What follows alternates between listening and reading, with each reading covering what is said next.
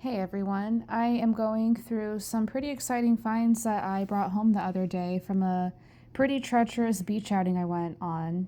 Um, Weather was pretty hazardous, but it was incredibly worth it because a lot of these rocks that I collected, I just never see ever washed up on the beach.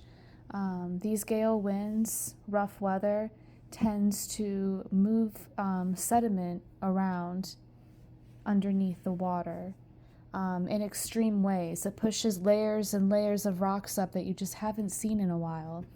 So yeah, I was excited to go, and I had a lot of fun. I really enjoyed myself. This is a pretty stunning charlevoix. It kind of has that sun-like appearance with the nodule in the center and the radiating petals around it.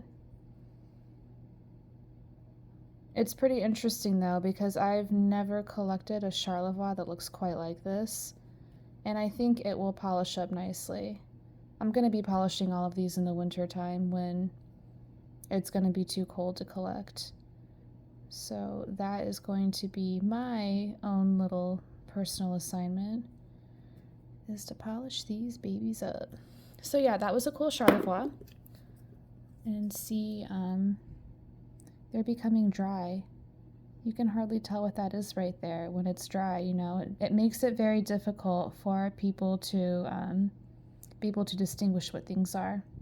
That's a good example though of a rock, of a fossil drying right there, and then what it looks like when it's wet. You could really see the skeleton. It just becomes more animated. Those miniature honeycomb hexagonal formations on them are very, very aesthetic and beautiful and highly coveted. People love to collect this. Personally, I think the back of the specimen is the most interesting. And this one will polish up nicely too. It's been agatized and the color is pretty astounding. Gorgeous. This is a pretty decent sized piece. See a nice pronounced exoskeleton on it. Pretty cool. Interesting fossil. Is that an ammonite? I'm not quite sure, but it stuck out to me. This is some coral, and yeah, it's actually pretty eye-catching. It doesn't look too astounding in this video here, but these little crevices within are decked out in drowsy little quartz crystals, and it's got some interesting whimsical color tone on it as well, like a light blue, light off beige. I think this will polish up nicely as well. Yeah, just interesting fossil formations that you will find.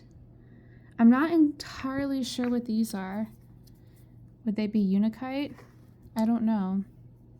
Very pretty green teal color to them. Some lovely galaxy stones washed up. And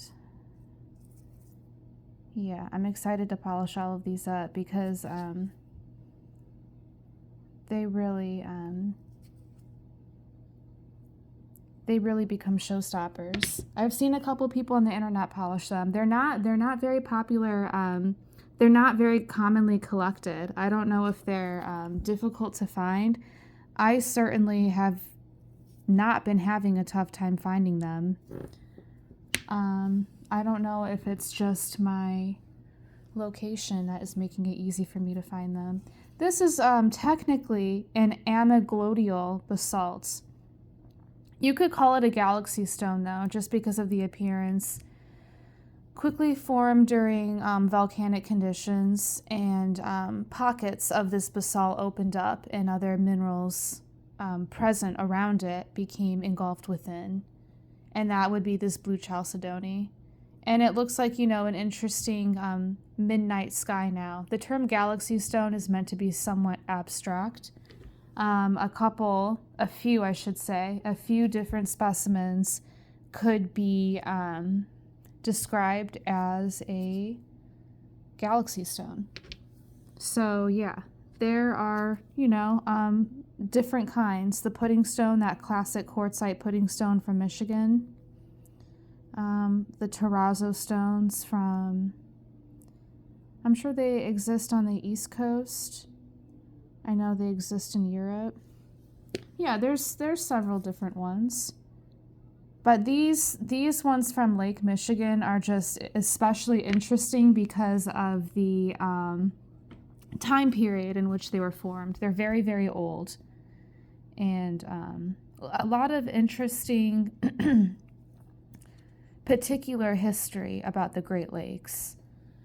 So, you would call this fossil soup, and it's getting wet now, but man, is it a striking specimen when it's getting dry now, I'm sorry, but it is very striking when it's wet. Very cool prints, very cool imprints on this specimen, and it's pretty rare to find a blue color. In fact, it's very rare. Blue is a very rare color to find in nature. So yeah, that's going to be cool. That's going to be cool polished. There are some very cool specimens